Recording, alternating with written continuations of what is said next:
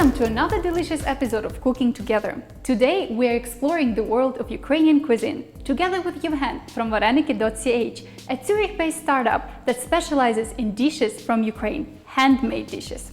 And today we are welcoming him at our kitchen.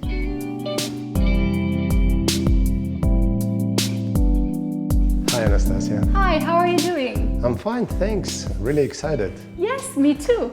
Thanks for the invitation. Let's get to it. Yes, let's get started. So Yevhen, what are we making today? And tell me a little bit about this dish. We are making borscht. Oh, that sounds delicious. Yes, and it's a big thing. Borscht is so much in this world for every Ukrainian and for everyone who knows about Ukrainian cuisine. Borscht is a staple of Ukrainian cuisine. It's the most famous, most iconic dish of Ukrainian cuisine. It's something that's a part of culture, it's a part of Ukrainian soul. It's an identity marker, actually. So it's something, the recipe for borscht can be inherited from family to family. And although it's got a lot of regional varieties, it's something that unites Ukrainians within Ukraine and outside of Ukraine. So this is something big that we are cooking today. Yeah, that's very true. And it sounds amazing. Really? So what ingredients do we need to make borscht? The ingredients are quite simple, but the process is the key. So we will need onions, white cabbage, potato, beetroot, the carrots, celery, some green herbs, bell pepper, tomato, beans, spices of course. And this is for side dish. This is actually the only part which is not vegan in today's dish. It's salo or lard.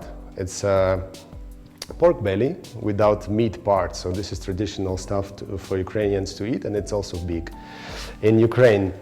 Yevhen, I see that you have very special knives with you today. Can you maybe tell me a little bit more about them? Sure. Those are two of my favorite knives. This is a normal chef's knife that I use every day. It's supposed to be really sharp, and it is. But this one is quite special. This I bought in Japan, in Osaka, and this got my name and my wife's name engraved. And this I also like a lot, but this is some sort of souvenir and quite precious. We're gonna use both of them today. Oh, that's cool. That sounds cool. Okay, so I'm very excited to start. So basically the process consists of three parts. First is the bouillon or broth, the second is the vegetable base, and the third is assembling the whole soup, we can call it like this. Well, for broth there are many options, as many as recipes, but the most popular, the basic ones, are the pork broth, beef broth and vegetable broth. Today, as I said, we're gonna do vegetable variation. Which one, when you don't use the sour cream for serving, is also a veggie version. Okay, that's cool. So vegan. And we start with the bouillon, for which we will need onions, carrots and celery. And it should cook for quite long, 2 to 3 hours, so all the tastes are going from the vegetables to water. Wow, 2 to 3 hours, so long. Yeah, quite long. The same goes for beef and pork broth, which we're not using today because we have different recipe. So let's get to it. We take our carrots, chop them roughly, just like that. Can be big chunks, like this. Oh, so big. Yeah, because it's gonna cook for a long time. This is ready basically. Then we take celery. This one's quite big, so we will take a half. You don't have to peel it, which is a benefit of putting vegetables in a bouillon. You don't have to peel them. Let's put it back. You just make chunks, approximately the same thickness as carrots. That's pretty big, yeah. Like this. And then the onion. And the best thing, you don't have to peel the onion either. You just cut the top and the bottom off. Like this. Now we're ready. Let's get our water and start the broth. That's very interesting. I think in my regional variation, we still peel some of the vegetables, but maybe it's because the quantity is smaller, like for a smaller family, and maybe that's why. I think the skin will give you also some nice color. You see it's golden brown. So probably that's the reason, but it doesn't harm anyways. Let's get our water cooking. How many liters of water is it? This is made for approximately 3.5 to 4 liters, including all of the vegetables. As a result, we will have around 4 to 5 liters of borscht, depending on thickness, depending on how would you like it, how thick would you like it to be. So yeah, up to 5 liters. And how many people can eat? So the portions, I mean, how many? Depends on the size of people, of course, but normally it's gonna be, I don't know, at least 10 to 15 people. Oh, that's good. From this, yeah. I would say 2 families, right? Yeah, exactly, 2 hungry families. Yes, that's true. Anyways, we are dropping all the vegetables into our water, which will soon become a broth. And the good thing is, the rest of the processes we can start in parallel. So what is the second phase? So we're gonna start now with the veggie base, so the vegetable base, and we're gonna stew, or better say saute our onions, then the bell peppers, then the carrots, and we're gonna add some tomatoes to it. There's gonna be the first layer of taste. The second layer of taste is gonna be, of course, our beetroot, which is gonna be sauteed separately. And this is one of the tricks which we're gonna explain later. Okay, so we have some life hack, right? The special. Absolutely. not one. There's gonna be several. Oh, that's good. So let's get chopping. First, we chop our onions, and depending on your taste, you can chop them, you can dice them in the little squares, and you do it like this, basically. Do the cuts, and then one cut across, and then do these little dices. Try to be as consistent as possible, and of course be careful, because safety in the kitchen is the very first thing. Yeah, that's the priority, yes. Exactly. Okay. Then, if you really like some texture in your mouth when you eat, you can make the pieces a bit longer, but be careful here as well, because when you eat borscht with a spoon, the pieces should not be too long, so it's not hanging down, which is not so appetizing in effect. It should be basically the mouth size, the bite size. Yes, so we cut. Mm-hmm. Johan, maybe you can share with me, are there any other variations of borscht? I mean, you already mentioned that we are making like a vegetarian version, but perhaps in other countries they make it somehow differently? Yeah. Borscht is also quite spread in the neighbors countries of Ukraine, in Poland, in Romania, in Belarus, but they all have specialties. For example, today we learned that Romanian borscht doesn't have beetroot inside. And we also know that Polish borscht, for example, it's called BORSCHT. It's rather liquid with not so much vegetables inside of it. Yeah, so there are variations of it.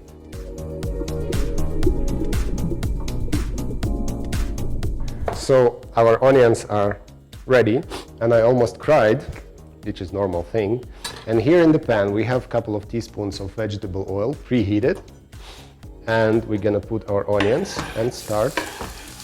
Oh, I love this sound. It's amazing. You feel the aromatics already? Yeah, it smells amazing. Yeah, right. We're gonna put our onions before, because they need a bit more time to cook, because they have a lot of liquid and so on. And a second will go our bell pepper. Well, this is not really a classic recipe to put a bell pepper in, but since we are doing the vegetarian option, we're gonna give it more taste with different veggies. That's really interesting. I never saw the variation with bell pepper. Yeah, and for cutting, you just do the same as you did with onions, because consistency in our veggies is also important. Just like that. Does it matter if you have, because I see that your pepper is a bit longer, you know, there are these like sort of really bell pepper, the form is like really round. Does it matter which form the pepper has? Not really, it just should be not spicy and sweet. So, sometimes these long ones, they have more intensive taste, but the difference is that you don't have to have the spicy ones, it should be a sweet one. So basically you're saying that this dish is not really spicy, right? Borscht as a soup. In general, Ukrainian cuisine is not spicy at all. The spiciest thing that we have is probably the garlic and black pepper, so we don't have no chilies, this kind of stuff. So yeah, no, this dish is traditionally not spicy at all, so you don't have to worry. But of course, if you like some spices, you can use chilies, you can use sriracha, whatever you like, or a lot of black pepper. Nice. Yeah, just pepper it to taste, spice it to taste. So, bell peppers are done. You can rough it up a bit, chop it up like this in the middle. And we have to watch that our onions are slightly golden and transparent. Very nice color. Which is now exactly the case. And in goes the bell pepper. Right. And the order of the vegetables is dictated by the time how much they need to be cooked. Let's mix it up. Make them friends, because it's their common business now to make our borscht tasty. Yes, exactly. Good. Now I have a question for you, Anastasia. Oh. We have a couple of minutes here, so it's going to be a little quiz. Okay. I'm ready. You're ready? As much as I can. Let's try, right. What do you think? This is quite a simple one. What do you think, what is the main ingredient of borscht that gives it this rich, lively red color? And I give you some options. Okay. Let's say, is it carrots? Is it tomatoes? Is it eggplant? Or is it beetroot? Okay. Well, that's not a very tough one. Eggplant, I can already like cross it out. Cross it out, yes. Yes. But I think people really are a little bit confused.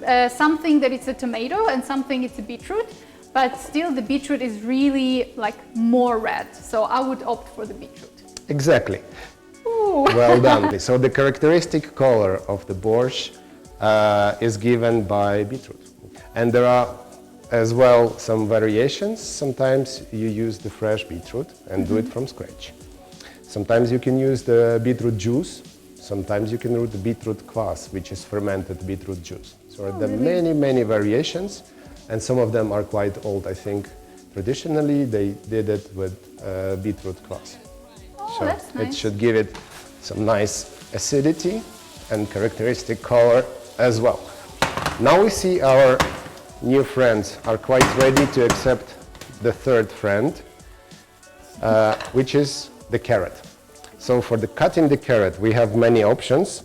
Preferable would be to do this kind of stripes, because then, again, coming back to the question of the texture, if you like some texture in your borscht, go ahead and do stripes like this.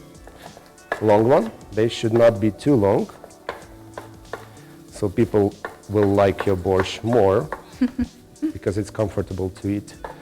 The second option would be the box grater or the normal grater, similar to this one. We have the box grater here, and you use the roughest part here, the biggest hole, and just grate it up like this. Another option would be to do it like this. If you're scared of the box grater, I do it like this. It's more normal way. And we do this to, say, 3 to 4 carrots. And the ends, if you're afraid of the grater, the ends you can just pick up like this. Simple and healthy. Yes, it is, and very tasty. Exactly. So. Is it important to have just the side with the big holes, or it doesn't matter? It doesn't really matter. It influences just the texture, and the whole idea of different veggies in the borscht is that they will have the same sizes, more or less, and cook evenly. Okay.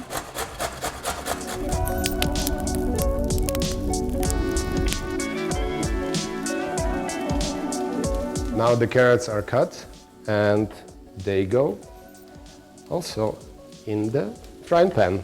And we're gonna saute them till they are almost ready. After that, we will send our tomato after the carrots. So while we are waiting for our veggies to cook, I have a question for you. Perhaps you have some life hacks or piece of advice for other viewers that want to make this dish? Yeah, absolutely. So the simplest advice, since the main ingredient of borscht is beetroot, the simplest advice goes to this direction. You can make your life much easier by buying cooked beetroot. So we're gonna step into the next phase with the beetroot in a bit, but just having pre-cooked beetroot is so much easier for home cooks. You just put it at the end of the process all together and you're done, without cleaning your hands, without cleaning your tabletop, anything. So it's a really nice piece of advice. Yeah, and we live in a century when it's possible, right, to buy everything already pre-cooked. So that's great. Yeah, it's a usual guest in the supermarket, so there's nothing exotic about that. Nice. Yeah, so another piece of advice is probably to make a so-called borscht preparation. In Ukrainian, борщова заправка. My mom used to do it a lot. It's basically all of the things that you do with borscht, but without bouillon, without broth, without liquid. Okay. So you pack it all together in a jar or something like this. You store it in the fridge. Then when you don't have time, you have to rush to your borscht. Just put it in the bouillon, boil it, and it's ready. Sounds great. So you can make it very quickly, right? Absolutely, yeah. So this sort of preparation saves time and also quite easy. Now I see our veggies are quite ready and they are basically best friends, but they are missing one. The tomato right now goes in, and we have chopped tomatoes. Some people can put tomato paste. It's a matter of taste. It's all right. Everything goes because tomato is important for a bit of acidity and also gives quite nice color to the whole mix. All right. By the way, how easy is it to find these ingredients in the shop? This is basically the simple ingredients from the common supermarket. There's no problem in finding anything except probably the salo. This is special type because normally in this area in Switzerland they have bacon. So it's a pork belly with meat. And this one we usually do without meat, just the pork fat, as you said before. Yeah, and it tastes delicious. It reminds me again of lardo di colontata, Italian stuff. They do similar stuff, and we have it as well. And another special ingredient I have today for you is really original. It's the bay leaf, which was grown in Crimea by the father of my wife, and it's super fresh and nostalgic. Please try. Oh wow! You can feel it's fresh also, and quite emotional ingredient. Of course, for all Ukrainians. Yes. Absolutely, yes. And we see our mix is coming to really good shape right now. Now we have to give some spices, salt and pepper, and this will build for us the first layer of taste, which we will then finalize in the final product, like this. Just a basic amount. Good. Now we have to set it aside and jump to beetroots. We will have a separate pan for that. And for this, I will need the glove. That's why I gave you the very first tip about beetroot. If you can, please buy a pre-cooked beetroot. So it really sort of transmits the color so much, right? Absolutely. It's normally so bright that you're gonna have trouble to take it off your skin. Oh wow. Yeah. So now we're gonna have some gloves put on. Oh wow, that's another life hack. Do it like a pro. Let's start the big game. This is the main ingredient of the borscht. I am equipped, and let's do it. we will have our peeler, and we have to peel the beetroot like this.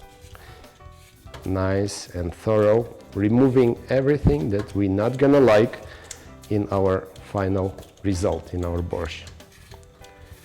I was actually gonna ask if we are gonna eat this soup on its own or maybe with something else. Well, quick remark on that. Normally Ukrainians don't like when you call borscht a soup, although really? it is technically, a soup. We like to think that borscht is something special because so much value is put into this. But yeah, for the stuff that we eat with it, normally it goes with sour cream, although it makes our variety here non-vegan, but just vegetarian. Mm-hmm. And then traditionally you serve it with garlic buns called pompushki, czosnkowe pompushki z czosnkiem. I love them. Delicious. Also, the option that we have today with us is rye bread with some salo, lard. It's a pork belly again, and with garlic. We're gonna mince it nicely and put a sort of spread on the bread. I'm already hungry, just. Yeah, me too. Actually, let's jump into chopping the beetroot. And for chopping for this size, we would like approximately the same size as we did with our carrot. And it's gonna be stripes like this. Eatable size, so spoon size, so to speak. And we're gonna put it into our pan to being sauteed. So we add it to the veggies in the pan or separately? No, we do it isolated, separately. Okay. And the whole idea behind it is to retain the color, because during the cooking, towards the end of it, we will put in something like vinegar or lemon juice, and this acidity will help to retain the color. Oh, that's very important, right? Yeah.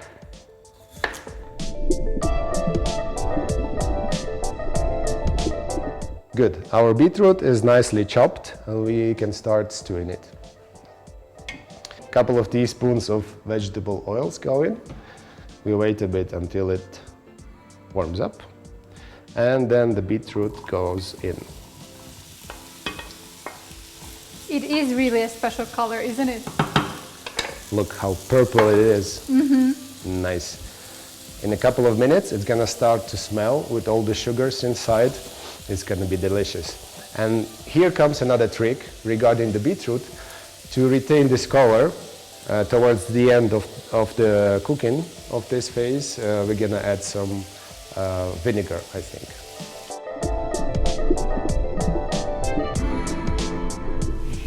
I was actually curious about your startup. Maybe you can tell me a little bit more, because recently I went on your website and you offer such a variety of dishes, and I heard something else, that you are actually available in Zurich too, right? So yeah. Thanks for asking. I'm really excited to share the news. Except the fact that we do pre-cooked frozen meals. That was the initial idea of the startups. So we are called Vareniki CH for a reason, of course. We started with vareniki, and we do vareniki with cabbage, vareniki with potato, vareniki with meat. We do also zrazy, we do nalistniki with different fillings, we do holubci, we have also borscht, and we extend in our assortment. We have now vareniki with cherries even, which is really delicious. We have sirniki, the original sirniki from the cheese, the fresh cheese.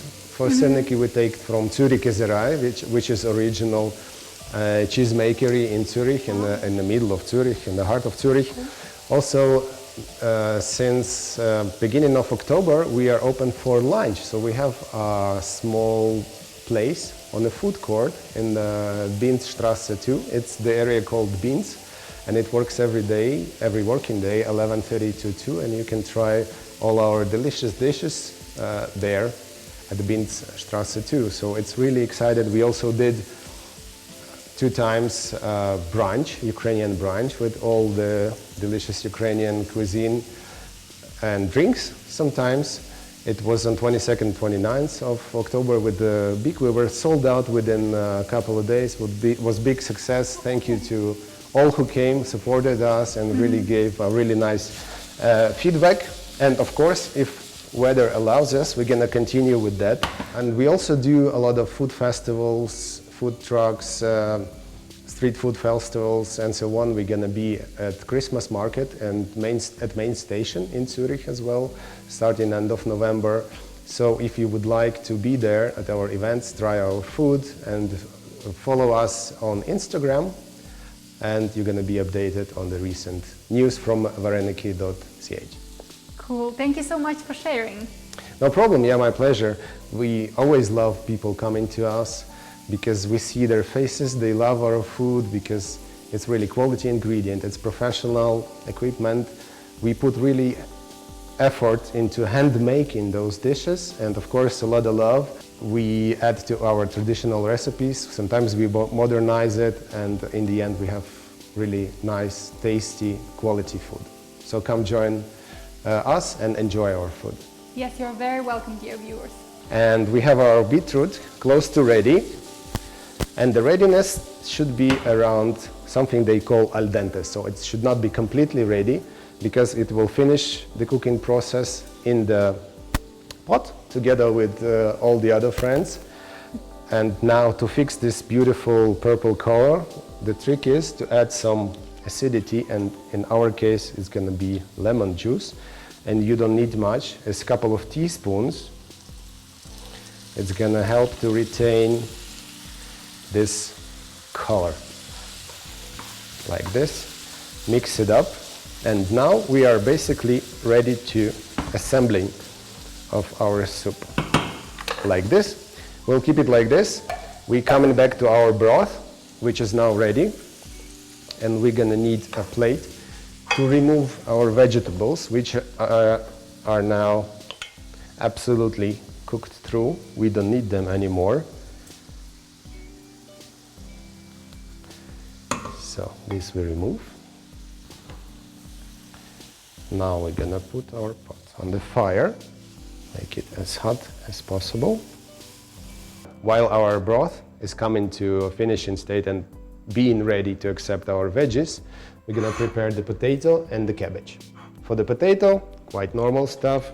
We have to peel it and make some cubes, dice it up in quite large cubes, so it's visible in the borscht. Here we have peeled potatoes, and we're gonna dice them quite roughly into large cubes, so it's visible in the soup and has some texture, so it's not gonna be falling apart during the rest of the cooking. Anastasia, did you cook borscht yourself at least once? To be honest, Johan, I'm very ashamed of it, but I never cooked borscht on my own. But I watched my mom doing that a lot, and my grandma. Did they have any secrets that they shared with you?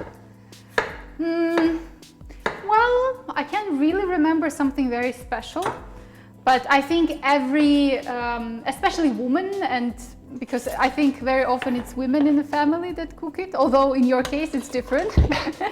But yeah, I think everyone has their own recipes and their own little secrets and tricks. I think what my mom did also with potato is that she let it stay in the water a little bit so that it doesn't get black. But maybe it's just because she peeled it first and then other vegetables. I'm not sure. Yeah, it also helps to release the starch a bit, so it helps with the cooking. It all makes sense. It's a really good tip. So our potatoes are in. Now we are coming to the cabbage, and to make it easier to cut cabbage, we're gonna show you another trick for cutting. Now, if you wish, you can get yourself a mandolin like this, or a bigger one, or you can cut cabbage with a knife like this, which is going to give you quite a long stripes and would need some skill. And the trick here is First, of course, to clean your cabbage and make a segment like this. Manageable segment for yourself, and then easy peasy, get to the size you like this.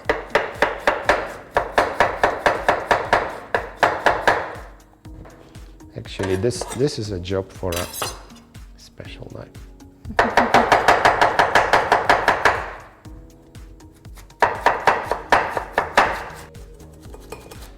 But with this one, with the mandolin, you have to be extremely careful because usually they are super sharp and you can cut yourself. Please don't do that because, again, safety is really important.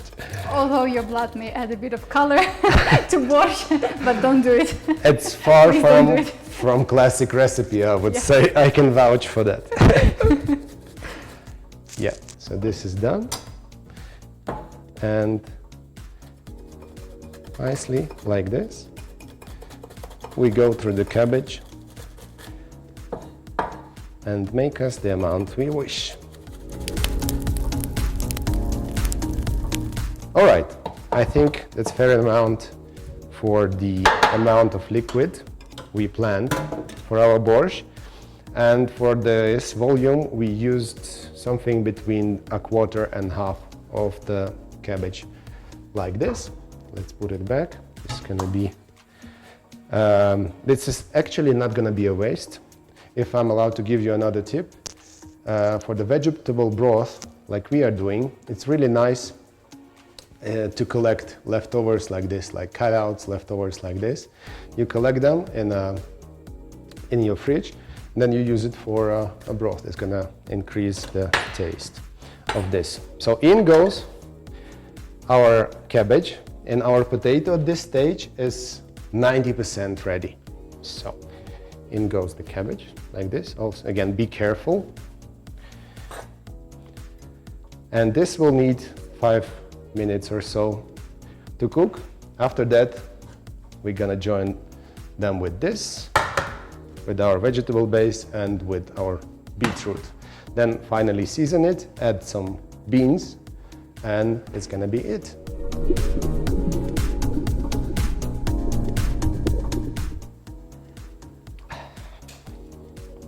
Nice, isn't it? It's really nice, but it's gonna be much nicer. Cool. Oh, actually, I noticed your cool yeah. t-shirt, yes. And it says in Ukrainian, borscht, so it's written in Ukrainian. Yeah, exactly. I believe it's a collaboration between my favorite chef, a Ukrainian chef, Yevhen Klopotenko, and really famous Ukrainian designer, fashion designer, Andre Tan. Oh, yes. Yeah, exactly. And it's really limited collection. I got lucky because my wife ordered it for me and it's like instantly sold out. Nice. So I'm really one of the few who's got it. And by the way, Yevhen, if you're watching this, якщо ти дивишся, дякую за школу. Now I think our bouillon or broth is ready to be completed with our vegetable base. So the phase 1. This is our delicious onions and carrots and the bell peppers and tomatoes, really cooked and salted to taste. And one of the tricks also I will give you for free today, when you do clean your pan into the pot like this, get some water inside and then rinse it up. Don't miss any bit of taste. Get it all out into your pot like this. So, and then in goes the beetroot. You mentioned Yevgeny Klopotenko. Yes. So somehow you know each other? You had maybe like this workshop together or something? Well, I would like to call him a friend, but it's probably a bit far from that. We actually did 2 charity events in Zurich last year. One was in summer and one was in December. And we cooked for, I believe, more than 100 people. It was in the middle of Zurich, in Kulturhaus Helferei. And we collected also some money to help Ukraine. So it was really a charity dinner. and I enjoyed working as a moderator at that show. Also, I enjoyed helping in the kitchen, so I gained some skill, gained some really powerful energy that Johan has. So I'm really proud of this. I tend to call it friendship. Yeah. Nice. That's really cool. Friendship, collaboration, everything. Absolutely. And Johan is also famous actually by putting a lot of efforts into this campaign that led to protecting Ukrainian borscht within list of UNESCO cultural heritage. Oh yes, we didn't mention that before. Absolutely. Yes. It's really interesting and important fact. So the recipe of borscht is taken to the list of protected cultural heritage of UNESCO. So it's protected Ukrainian dish, in fact, one and only, we can say. So there's something to be proud of, right? Nice, it is really, yes. Now we see our borscht is starting to get color. You see how nice it is. It's steamy and good and rich and hearty, you see this color. It's all because of the beetroot. Very beautiful, really. Right, and I believe now it's time to put our beans in and then do the final salt and pepper, and our borscht is gonna be done. For that we use pre-cooked beans, again to make our life easier and to actually, before actually putting beans into borscht, we have to drain all the liquid. So it's good.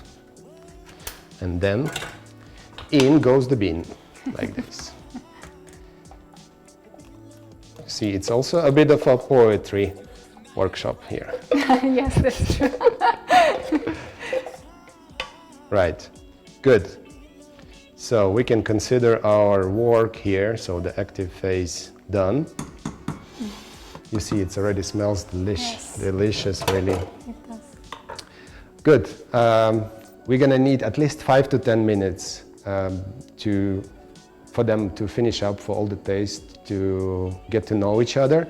During this time, I'm gonna prepare a simple, it's not a side dish, it's more like a canapé, using this traditional salo, which I got from Ukraine, by the way. Some garlic. This is probably my favorite part. And some herbs. We're gonna get some herbs. I have here dill. I love dill. One of the most popular, I believe, most popular Ukrainian herb to add.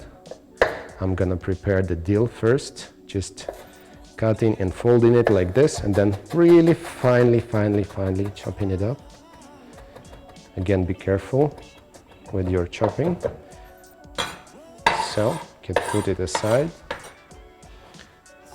Right.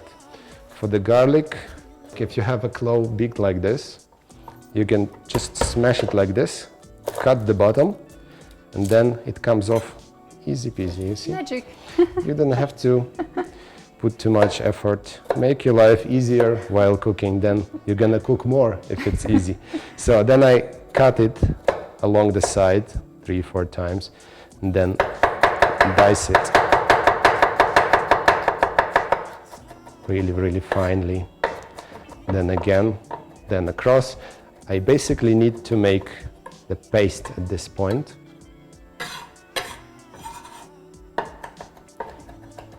Like this. Really fine. Because then it combines with the texture of salo really well. We're gonna have the same paste-like texture. So, like this. Put it aside again. It already smells delicious. And then, last ingredient is salo.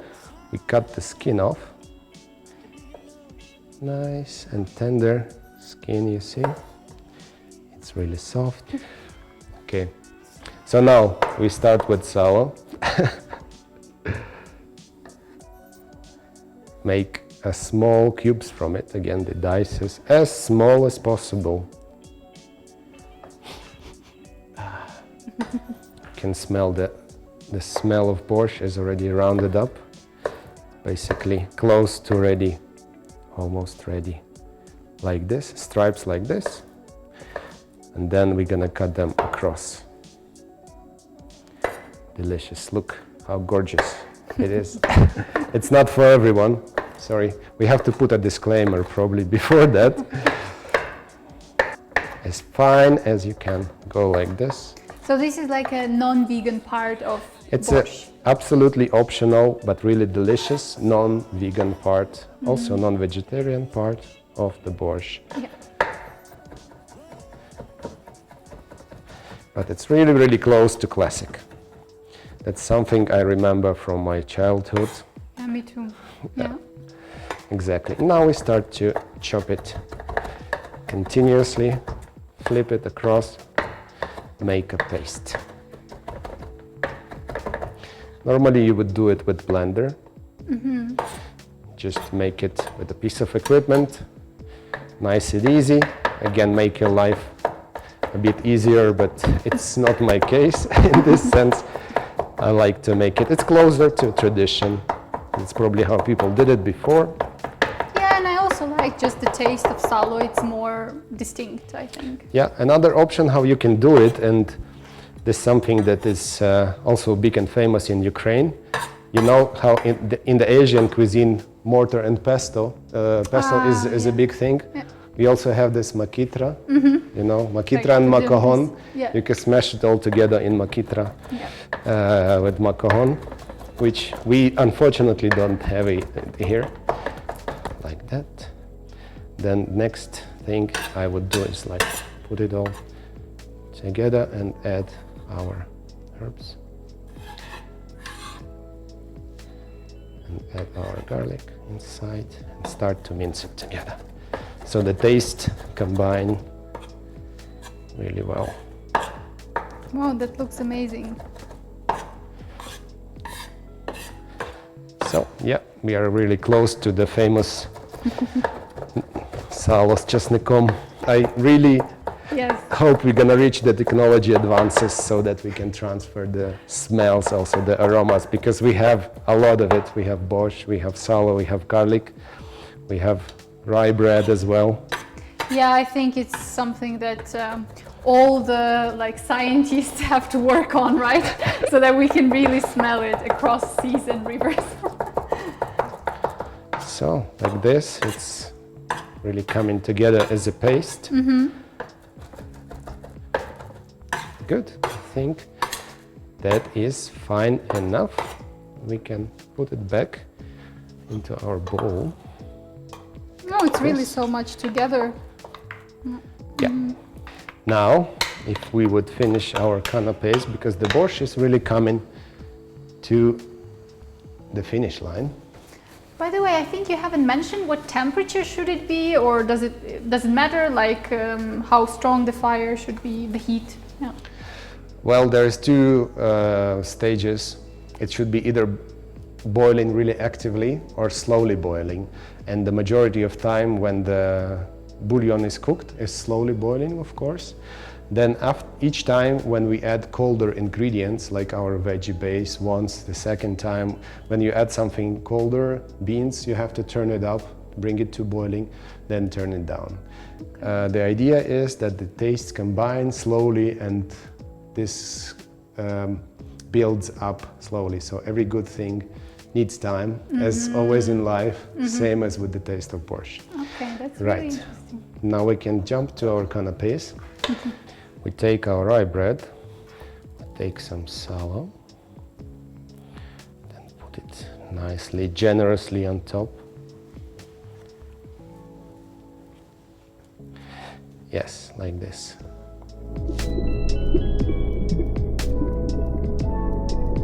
So we have our canapés, we can slice them diagonally, so it just looks super nice. It has to be this form. No, it's free form. You can get creative. Okay. It has to be tasty, that's the main part. That's true. Right, so we are ready for our borscht at this point.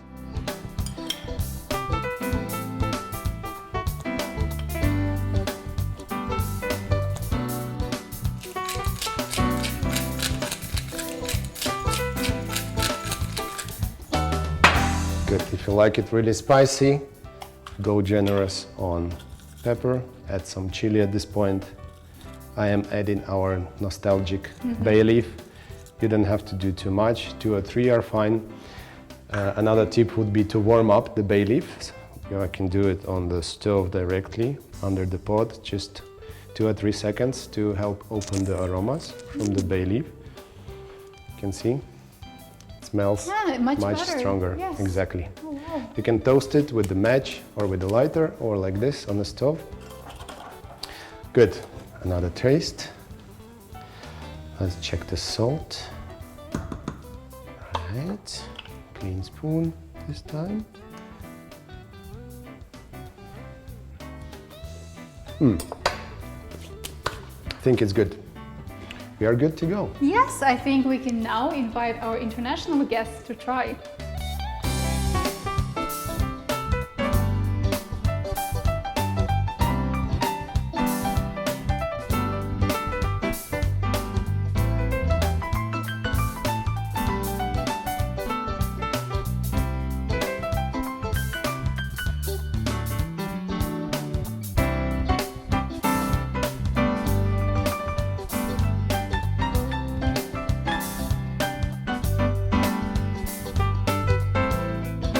This is the parsley and dill together.